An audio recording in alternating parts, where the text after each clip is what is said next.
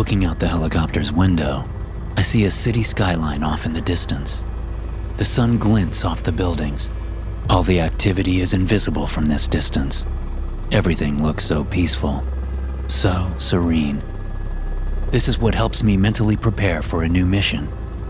I think about the world and all the people in it, living their lives, most of them unaware of the threats the Foundation combats every day. It allows me to gain some perspective, to remember why I do what I do.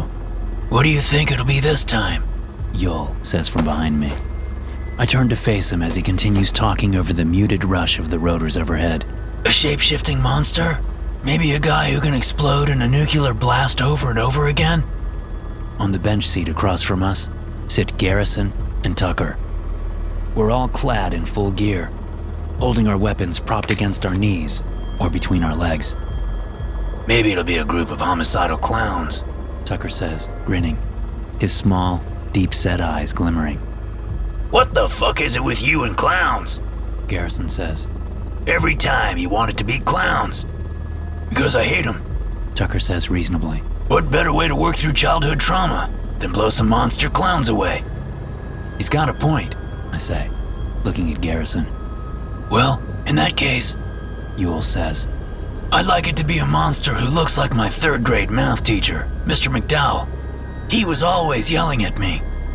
I chuckle and look back out the window as the helicopter descends quickly. I catch a glimpse of the far-off cityscape just before the copter goes down behind some tall trees. Several of the buildings have changed.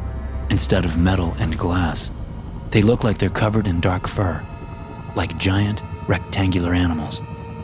"What the fuck?" I say, turning to the guys. "Did you see that?" They look at me, confused. They didn't see it. "What?" Garrison asks. "What'd you see, LT?" I shake my head. "I don't know. Maybe nothing. Eyes playing tricks." The landing gear touches down, and a man in a suit comes running up. I open the door and jump out, followed by the others. "Follow me!" the man yells, the helicopter's downwash buffeting his clothes. He turns and jogs back to the nearest building, a low, sprawling structure made of concrete. As we follow along, I look to my right, seeing a massive human leg standing where a tree once was moments ago. It's a woman's leg, toned and shaven, ending abruptly at the top of the thigh as though amputated. But there's no blood, and the top of the limb is too high for me to see whether it's topped with exposed flesh and bone or not. I stop jogging, looking at the thing. "Everyone else seeing that big-ass leg there?" Tucker asks. We all murmur in the affirmative. "Come on!" the guy yells, moving back toward us. "There's no time!" I point at the leg. I know, he says. "That's why you're here!" After exchanging a glance with the others, we all jog into the building, following the guy in the suit. The facility is filled with a flurry of activity. Researchers are visible in every office, working on computers, or talking on the phone or studying printouts. We're led to a small room with 10 chairs set up, facing a white projector screen behind a podium. There's a man with wild and graying curly hair at the back of the room, sifting through papers in his hands. He looks up as we come in. "Good," he says, looking grim. "Take a seat." We all sit down as he moves to the front of the room. The guy in the suit closes the door and stands beside it, crossing his arms. "I'm Dr. Thaddeus Zyank," the wild-haired guy says. He has a lab coat on and a day's worth of stubble on his face. But his green eyes are bright and lively with intelligence. "And I presume you've already seen something to indicate why you're here. We saw a huge sexy leg outside," Tucker says, ever the helpful student. "Yes, right," Zyank says. "Well, I'm afraid the reality disturbances will not all be so pleasant or innocuous. And I can't explain everything to you gentlemen before I send you in. My apologies. Just give us the cliff notes and the objective," I say. "Well, in short, your objective is to kill me," Zyank says. "Easy," Tucker says. "Where do you want it?" "That's enough, Tucker," I snap. "Shut it." "Sorry, LT," Tucker says. "Go on, Doctor." "The thing you saw outside, the leg, is a symptom of our reality's Hume levels fluctuating wildly. Because our reality is being siphoned off by a different, parasitic reality. So in this other reality, I say, this other version of you is doing the siphoning? That's right, the doctor says. And he needs to be stopped. Whatever instrument he's using needs to be brought back here so I can study it, if possible. If not, I need you to destroy it and then gather all relevant data so I can analyze it when you return. What happens if these Hume levels keep getting siphoned off? I ask. Then reality as we know it will be gone. Millions will die. Perhaps billions. It may end this reality as we know it. And why would this other reality need our Hume levels? Yule says. It's not important to your mission, the doctor says. What is important is stopping it. But won't that still leave us with less reality than we're used to? Lower Hume levels? I ask. You let me worry about that, the doctor says. I have this whole facility working on that as we speak.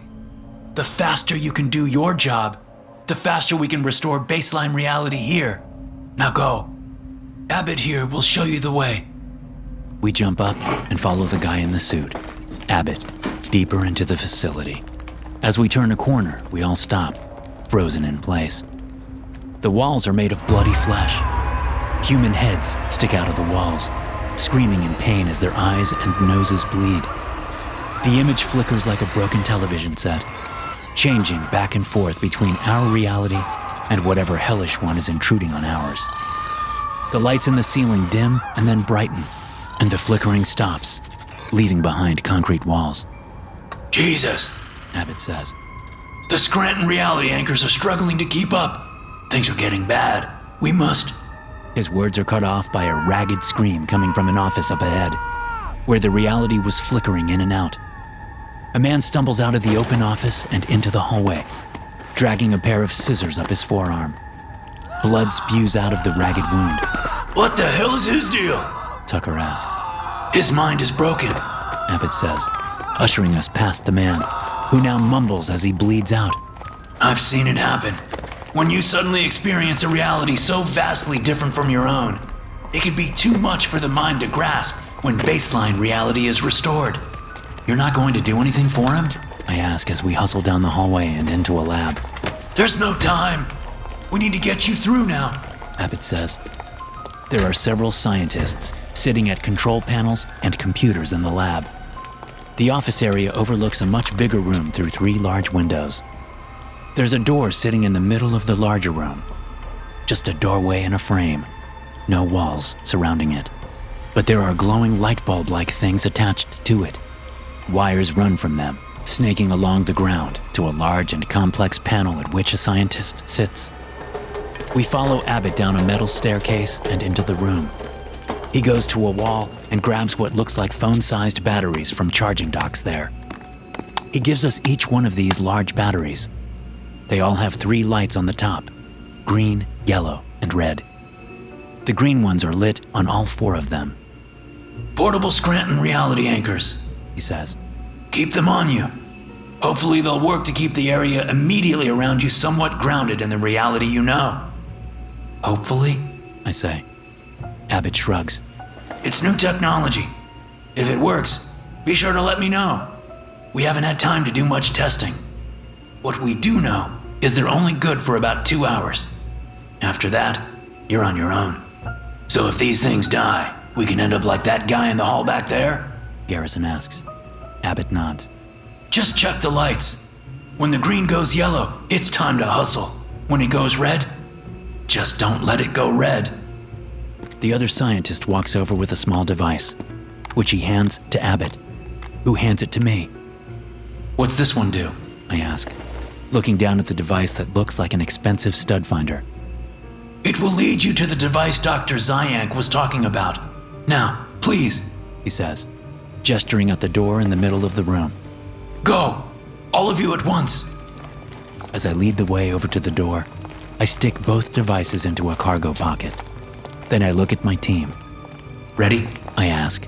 Let's do it, Tucker says. Yule and Garrison nod. I turn, open the door, and step through. I step into a laboratory much like the one I've just come out of, but there are differences. The biggest of which is the humanoid shape that's running toward me.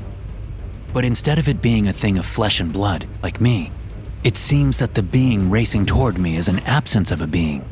It's more of a cutout, like a two-dimensional representation of a human, filled with black space interspersed with twinkling stars, like a human-shaped glimpse into deep space. I raise my gun as the thing approaches, but before I can fire, it moves through me. I have a fleeting feeling of utter terror as my mind briefly comprehends the true size of the universe, but it doesn't last. Probably because of the portable reality anchor in my pocket. Garrison is the last one through the door, and I turn to see him shut it. Then he sees the void being and jumps out of the way. The being disappears through the door without ever opening it. We look around, seeing no other immediate threats. "Let's move," I say, heading up the stairs. As I step into the office, I pull out the instrument Abbott gave me last, checking the screen. It's simple enough, pointing me toward the door with a flashing arrow. But as I move that way, I see something flickering in a chair at one of the desks, identical to the ones in our reality. It's a man, flickering between two forms. A human puddle melted on the seat, and a regular man, staring at us in shock. "If this reality is pulling ours, why is it like this?" Yul asks. "Seems pretty unstable to me." "Maybe this is normal," I say, staring at the man. "Who knows? Or maybe these reality anchors we're carrying around are fucking with reality. Or maybe they're just messing with how we see their reality," Garrison says. "You're making my head hurt," Tucker says. "Can we just get this shit done? Time's a-wasting." I turn and walk out of the room, keeping my weapon up. I see no one in the hall, but there is a tree growing sideways out of the wall, blocking my view. I crouch, looking under the tree and seeing no one, but the hall beyond is a mess. Guys?" Yul says. I turn and look. He's holding up his reality anchor. The yellow light is on. The rest of us pull ours out. Mine's still green, but all the other ones are yellow. "What the hell?" Tucker says. "It's barely been 5 minutes." I shake my head. "Stupid. What? Time," I say. "Time is relative. Even in our reality, that's the case. One person experiences 5 minutes as an hour, while it passes like a minute for someone else. Here, who knows what time is like? So why is yours still green?" "I don't know. Because time moves slower for me?" "Yeah, but time doesn't actually move slower," Garrison says. "It's only the perception. An impartial, third-party observer with a stopwatch will still be able to measure it." "True," I say. "But while it's happening, to that person who's experiencing it, that doesn't matter. Perception is reality while it's happening." "Can we just go?" Tucker asks. "No," I say. "I'm going on alone. You guys go back." "No fucking way, LT. Not a chance. You're a funny guy," Tucker says. I shrug. "Don't blame me when you go insane." I duck under the tree, following the arrows on the instrument. We pass a hole in the floor that looks out on a brilliant blue sky. We move past a window, the glass of which causes a delay in reflection, only showing us passing several seconds after we actually do. There are human limbs sticking out of the walls and ceilings, along with various tools and items. One of the offices we pass is filled with colored balls, like you'd find at a jungle gym for kids. In another one, everyone is working upside down, their desks and chairs on the ceiling. They seem unaware of our presence. We turn down a corridor and are faced with 2 large, vault-like doors. I expected guards, but I see none. And as we approach, I discover why. One of the vault doors is open a foot or so because a man's leg is caught in it. As I pull open the door, I see that the man is dead. It looks like he killed himself with his own gun. There are several other guards lying on the floor in the small room, all dead from close gunshot wounds to the head. Their heads morph and flicker as we move past. 1 second, there's a panting dog's head there. Another, there's a watermelon.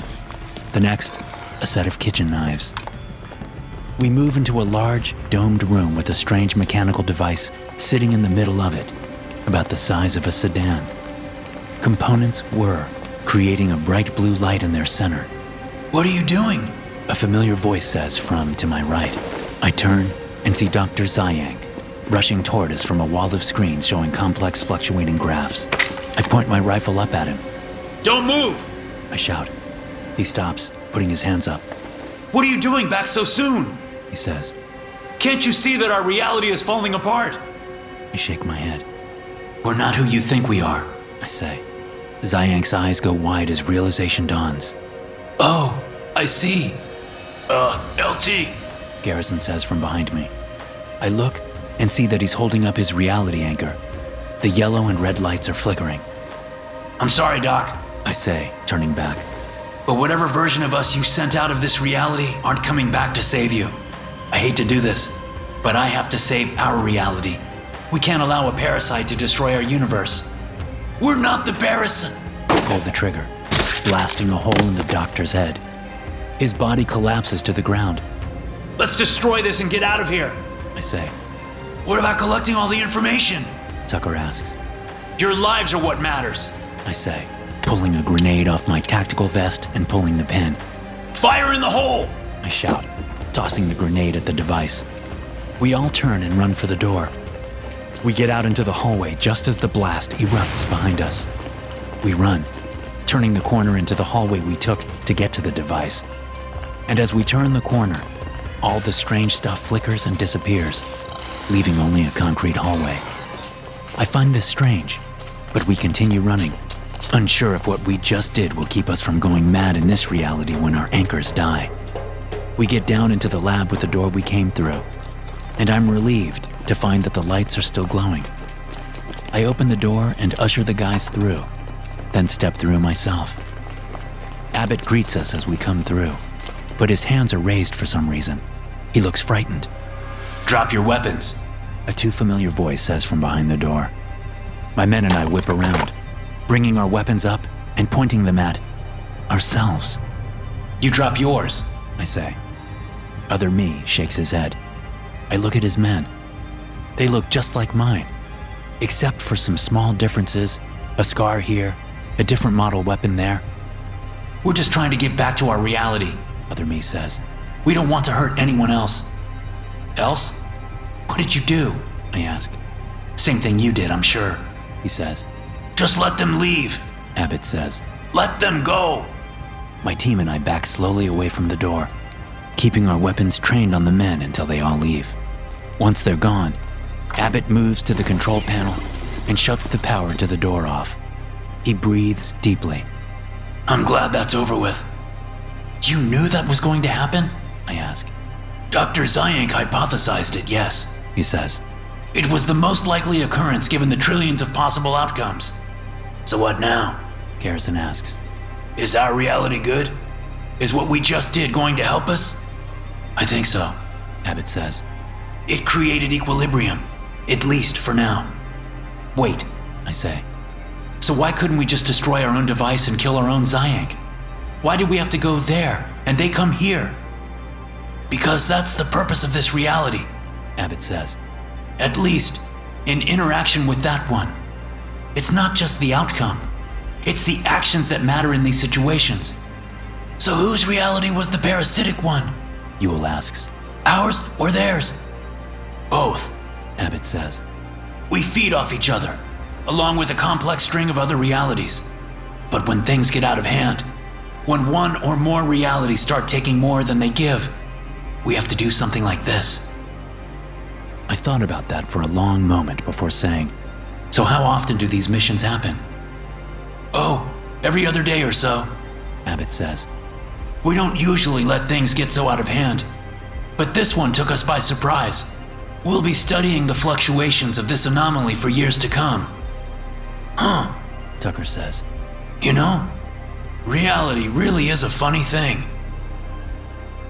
SCP-5235 is the designation for a group of theoretical parasitic timelines. These timelines have an innate reality deficiency. Therefore, they cannot organically sustain themselves. This means they must forcefully attach themselves to others. Event 5235-1 designates the attachment of a parasitic timeline. From the evidence gathered on potential parasites, it seems the original timeline sometimes receives reality back from the parasite, potentially as overflow. This reality overflow can manifest as buildings or objects from the parasite merging with existing geography or structures. This is theorized to have caused the most damage in affected timelines. However, research from the Temporal Anomalies Department has given inconclusive results about the existence of these timelines, as it is currently assumed that most parasitic timelines have become extinct due to lack of sufficient Hume levels. Research is currently in its infancy, and the true nature of our reality in relation to others is still poorly understood. Hey guys, thanks for listening. Be sure to subscribe to the podcast for more SCP stories like this one. You can also check out some more episodes from the SCP Experience podcast here. I'll see you in the next one.